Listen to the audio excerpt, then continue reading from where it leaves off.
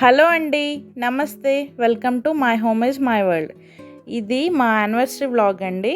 So August 4th మా anniversary జరిగింది. So నేను ఆ వ్లాగ్ తీసానన్నమాట.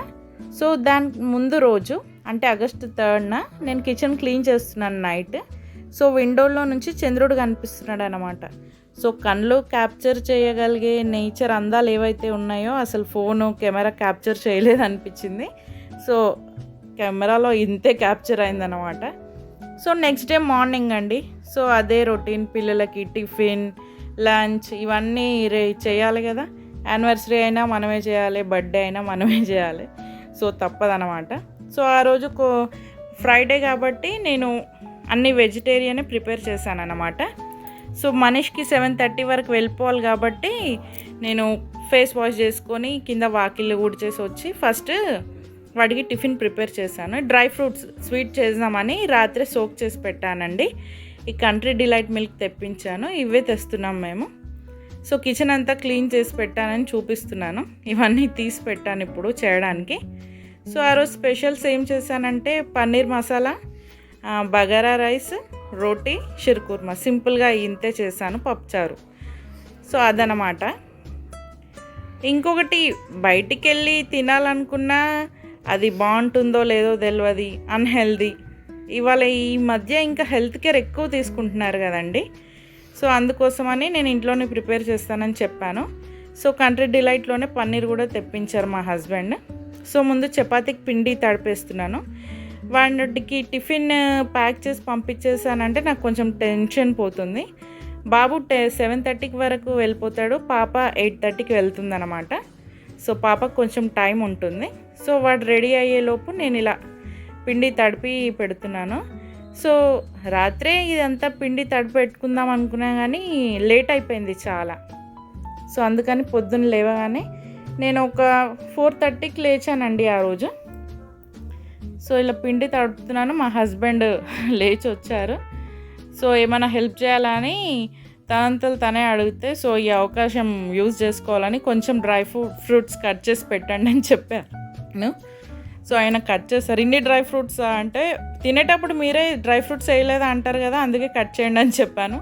సో ఎంత బాగా ఇట్లా డెకరేట్ చేసి ఇచ్చాడు చూడండి నాకు ట్రేలో. పన్నీర్ కూడా తనే కట్ చేశాడు. సో చాలు ఈ ఇవి నేను కట్ చేసుకున్నాను. వెజిటేబుల్స్ కట్ చేయడానికి రాదు ఆయనకి. ఇందులోనే సంతోషం అండి, ఇదే హ్యాపీనెస్. పెద్ద గిఫ్ట్లు ఇవ్వాలని అలా ఏమీ ఉండదు నాకు. సో చాలా ఏమైనా హెల్ప్ చేయాలా, తిన్నావా అడిగితే చాలు, అంతకు మించి ఏమీ అవసరం లేదు అసలు మ్యారేజ్ లైఫ్లో. నాకైతే అలా అనిపిస్తుంది.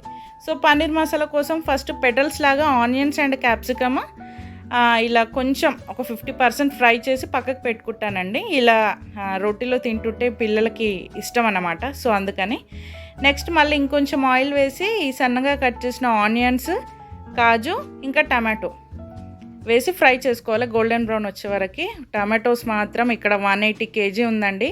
మీ సైడ్ ఎంత ఉందో నాకు కామెంట్ చేసి చెప్పండి. సో రోటీ ప్రిపేర్ చేసేసాను. సో ఎంత రేటు ఉన్నా వండుకోక తప్పదు కదా. నెక్స్ట్ ఇవన్నీ బగారా దినుసులండి. ఇవన్నీ పన్నీర్ మసాలాలో వేస్తున్నాను అన్నమాట. బగారా లీఫ్ ఉంటుంది కదా, అది, సాజీరా, పట్టా, లవంగం, ఇలాచీ అవన్నీ వేసి ఫ్రై చేసి ఇప్పుడు మనం ఫ్రై చేసుకున్న మిక్చర్ ఏదైతే ఉందో అంటే ఆనియన్, టమాటో, కాజు అది మిక్సీకి వేసుకొని ఇది ఆయిల్లో వేసేసేయాలి. కొంచెం ఇది ఫ్రై అవ్వాలండి, కొంచెం ఆయిల్లో మంచిగా వేగాలి. ఆల్రెడీ ఫ్రై చేసి పెట్టిందే కదా ఇలా ఉడికేటప్పుడు. సో నెక్స్ట్ ఈ మసాలా దానికి నేను కొన్నానండి. ఆల్రెడీ నా దగ్గర 2 ఉన్నాయి. నాకు ఇది చాలా నచ్చింది. సో నైటే కడిగి పెట్టి అందులో ఫిల్ చేశాను కానీ ఇంకా అన్నీ ఫిల్ చేయలేదు. ఫిల్ చేసిన తర్వాత మీకు చూపిస్తాను. సో ఆ మిక్చర్ ఆనియన్ పేస్ట్ మొత్తం ఉడికిన తర్వాత అందులో ఉప్పు, కారం, పసుపు, ధనియాల పొడి అండ్ గరం మసాలా ఇవన్నీ మసాలాలన్నీ వేసేసి బాగా ఈ మిక్చర్లో కలుపుకోవాలండి. మొత్తం కలిపేసిన తర్వాత ఇది బాగా ఉడకాలన్నమాట. ఆయిల్ పైకి రావాలి, పైకి తేలితే ఆనియన్ పేస్ట్లో ఈ మసాలాలన్నీ బాగా ఫ్రై అవుతాయి. ఏదైనా మీడియం ఫ్లేమ్ మీద చేస్తే కర్రీ చాలా టేస్టీగా అవుతుందండి. తొందరలో మనం హై ఫ్లేమ్ పెట్టి చేస్తే అస్సలు బాగుండదు. సో నెక్స్ట్ నేను వాటర్ వేసి అది బాయిల్ వచ్చిన తర్వాత ఈ పన్నీర్ కట్ చేసిన పన్నీర్ వేసేసాను. సో మీరు ఇంత లూజ్గా ఉందనుకుంటున్నారు కదా, ఇది చల్లగా అయితే మంచిగా ఇలా టిక్ గ్రేవీ అయిపోతుందండి. సో మా మనిషి చూసి మమ్మీ ఇంత లూజ్ చేసావేంటి అన్నాడు.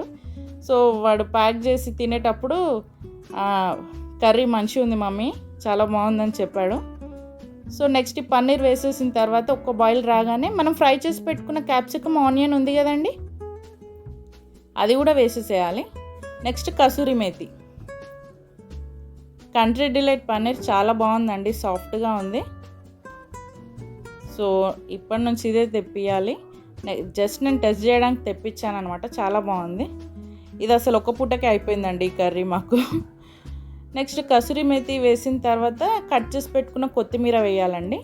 సో నేను ఇందులో అమూల్ క్రీమ్ వేస్తాను, ఎప్పుడు వేస్తే గ్రేవీ చాలా బాగుంటుంది. మీరు కూడా ఒకసారి ట్రై చేయండి, చాలా బాగుంటుంది.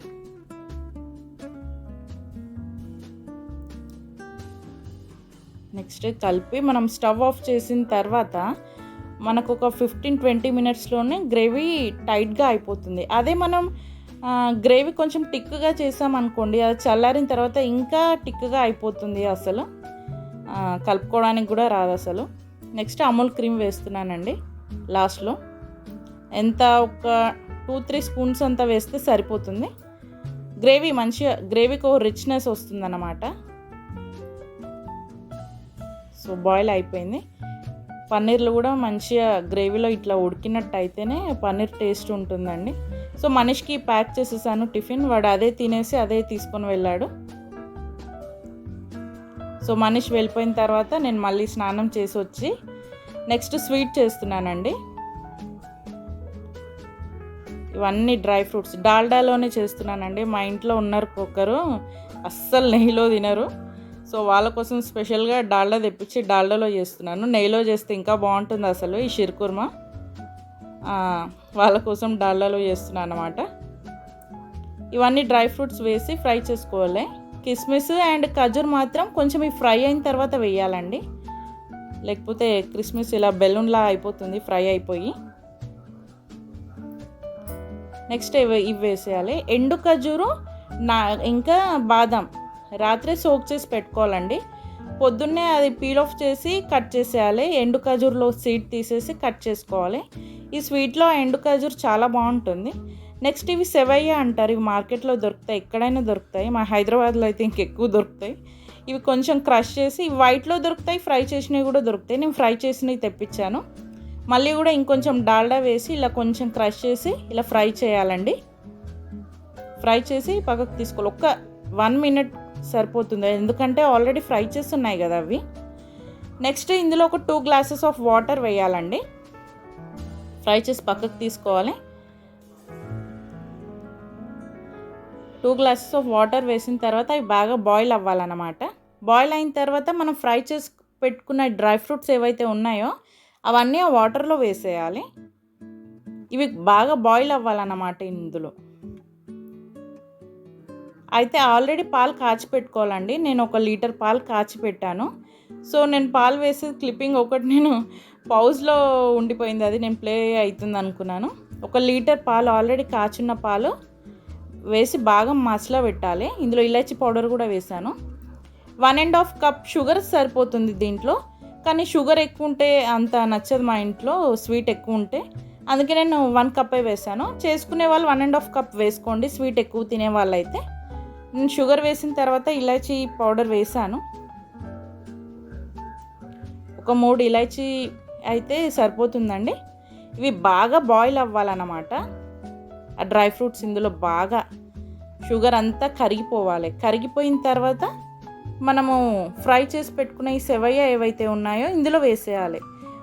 గుర్తుపెట్టుకోండి, ఇది బ్యామినో లాగా కాదు. ఈ సెవయ్య వేసిన తర్వాత వెంబడే బంద్ చేసేయాలండి స్టవ్. ఆ వేడికి అది ఉడికిపోతుంది, లేకపోతే మెత్తగా అయిపోతుంది, అస్సలు తినబుద్ధి కాదు. ఇవి వేయగానే నేను కలిపేసి 1 మినిట్లో స్టవ్ ఆఫ్ చేసేసాను.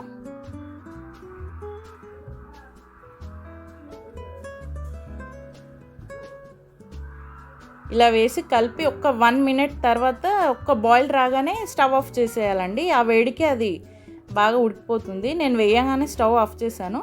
కొంచెం మిల్క్ మేడ్ వేసాను, ఎందుకంటే 1.5 కప్ షుగర్ పడుతుంది అసలు ఈ స్వీట్లో 1 లీటర్ మిల్క్లోకి. నేను 1 కప్పే వేసాను కాబట్టి కొంచెం మిల్క్ మేడ్ వేసాను. చాలా బాగుంటుందండి టేస్ట్. ఒక 2 స్పూన్సే వేసాను నేను మిల్క్ మేడ్. సో చాలా బాగా అయింది. ఆ రోజు తిన్న వాళ్ళందరూ చెప్పారు. తప్పకుండా ట్రై చేయండి, షీర్ కుర్మా చాలా బాగుంటుంది. నెక్స్ట్ బగారా రైస్ చేశానండి. ఇది నేను స్టవ్ మీద ఏం చేయలే, రైస్ కుక్కర్లో చేశాను. ఆల్రెడీ రైస్ కుక్కర్లో బగారా రైస్ ఎలా చేయాలనో నేను వీడియో చూపించాను, ఒకవేళ చూడకపోతే చూడండి. సో తొందరగా గుడికి వెళ్ళాలి కదా అని నేను తొందరగా వంట కంప్లీట్ చేసి నెక్స్ట్ పూజ చేద్దాం అనేసి అనుకున్నాను. సో అనుకున్నది ఒకటి, అయింది ఒకటి. అన్నీ చేసిన తర్వాత పూజ చేశాను. సో పన్నీర్ కర్రీ చూడండి, గ్రేవీ ఎంత టిక్గా అయిపోయిందో. Next bagara rice. నేను పప్పుచారు చేశాను, ఆ వీడియో పెట్టలేదండి, వీడియో లెందీగా అయిపోతుందండి. నెక్స్ట్ పిల్లలు తిన్న తర్వాత మా ఇద్దరికి ఉన్నాయి ఒక 4 చపాతీస్. నెక్స్ట్ పప్పుచారు, వేడివేడి పప్పుచారు. ఏది ఉన్నా లేకున్నా మా ఇంట్లో పప్పుచారు కావాలండి కంపల్సరీ. Next shear kurma. ఇవన్నిటికీ తగ్గ గిన్నెలు కూడా పడతాయి, మళ్ళీ అవి కూడా తోమాలి. సో నెక్స్ట్ ఇవన్నీ కంప్లీట్ చేసిన తర్వాత నేను పూజ దగ్గరికి వెళ్ళాను. పూజ కంప్లీట్ చేసేసి మా హస్బెండ్కి ఫోన్ చేశాను, రెడీ అవ్వాలా, పూజ అయిపోయింది, వంట అయిపోయిందని. సో ఆయన ఇప్పుడు లేట్ అయిపోయింది కదా, ఈవినింగ్ వెళ్దామని చెప్పాడు. సో ఈవినింగ్ వెళ్ళామండి మేము. సో అందుకే తొందరగా వంట కంప్లీట్ చేశాను అన్నమాట, గుడికి వెళ్ళాలనేసి. సో పూజ కంప్లీట్ అయిన తర్వాత మధ్యాహ్నం కొంచెం రెస్ట్ తీసుకున్నానండి. మళ్ళీ ఎంబడే 3:30కి లేచి మళ్ళీ ఇల్లంతా ఊడ్చేసి మళ్ళీ ఇంట్లో దీపం పెట్టుకొని గుడికి వెళ్ళాను అన్నమాట. మా తులసి కోట చూపిస్తున్నాను, ఇంకా 2-3 చెట్లు పెట్టాలి. నెక్స్ట్ సో నెక్స్ట్ రెడీ అయిపోయాం మేము. సో ఇదేనండి నా మ్యారేజ్ యానివర్సరీ శారీ. ఆషాఢం సేల్లో తీసుకున్నాను నేను. గెస్ చేయండి దాని రేట్. నెక్స్ట్ ఫస్ట్ మహంకాళమ్మ టెంపుల్కి వెళ్ళాము. ఫస్ట్ ఇక్కడ దర్శనం చేసుకున్న తర్వాత ఎక్కడికైనా వెళ్తామన్నమాట. మహంకాళమ్మ టెంపుల్లో దర్శనం అయింది. అక్కడ ఆ టైంలో వినాయకునికి పూజ జరుగుతుందండి సాయంత్రం. చాలామంది ఉన్నారు, అసలు కనిపించలేదు. సో నెక్స్ట్ ఇక్కడ నుంచి కొత్తపేటలో అష్టలక్ష్మి గుడి ఉంటుంది కదా, ఆ గుడికి వెళ్ళామన్నమాట. వెళ్ళే వరకు 6 అయిపోయింది. ఆ రోజు ఫ్రైడే కాబట్టి చాలామంది ఉన్నారండి. సో నేను మంచిగా వీడియో తీద్దాం అనుకున్నాను, కానీ ఈ మధ్య గుడిలలో వీడియో తీయనియట్లేదు కదా. సరే వాళ్ళు పెట్టిన రూల్స్ కూడా ఫాలో అవ్వాలి కదా. సో కింద మటుకు లక్కీగా సహస్ర దీపాలంకరణ సేవ చేస్తున్నారన్నమాట గుడిలో కింద. సో అది మాత్రం నేను షూట్ చేయగలిగిన. గుడి ఎంటర్ అవ్వగానే లెఫ్ట్లో చేస్తున్నారు. గుడి చాలా బాగుంటుందండి, ప్రశాంతంగా ఉంటుంది ఇక్కడికి వస్తే మాత్రం.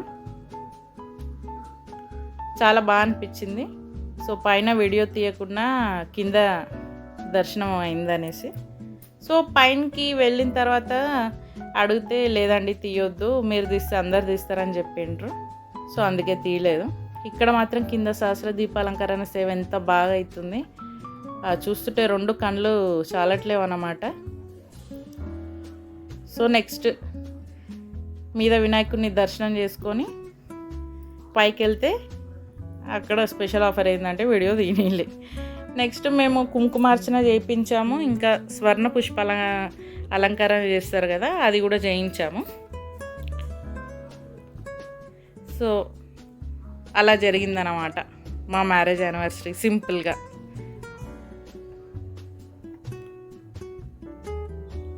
మామూలుగా ఫ్రైడే రాకుండా అయితే ఇంట్లో నాన్ వెజ్ తెస్తారు కంపల్సరీ.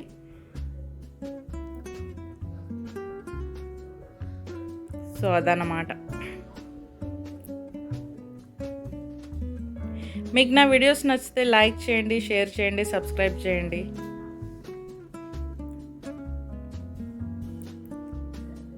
సో అయిపోయింది ఇక్కడ దీపాలంకరణ సేవ. మాది కూడా పూజ అయిపోయింది. నేను కిందికి వస్తున్నాను, ప్రసాదం ఇచ్చారు, కిందికి వస్తున్నాను.